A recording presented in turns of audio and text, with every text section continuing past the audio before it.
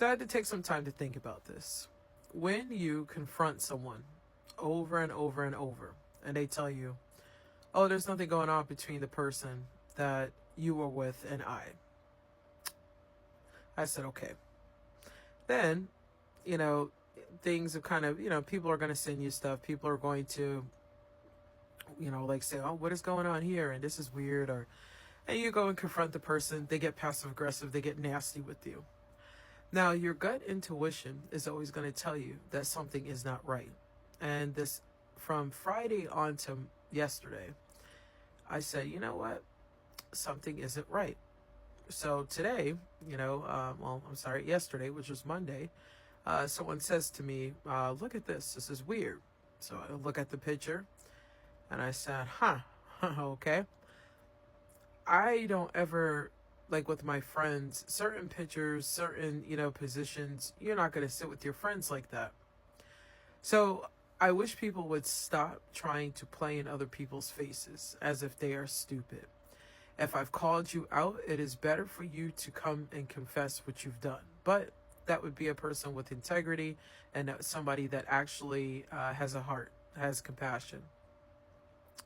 So yesterday, this person's friend proceeds to tell me that, I need to move on. I was bitter. And I said, listen, what do I need to be bitter about? I said, I don't want that person. But this situation is trifling and it's wrong. And I'm calling it out. So you're going to get people that are going to think you want the person when you start calling things out. You don't want them. You already see how they are.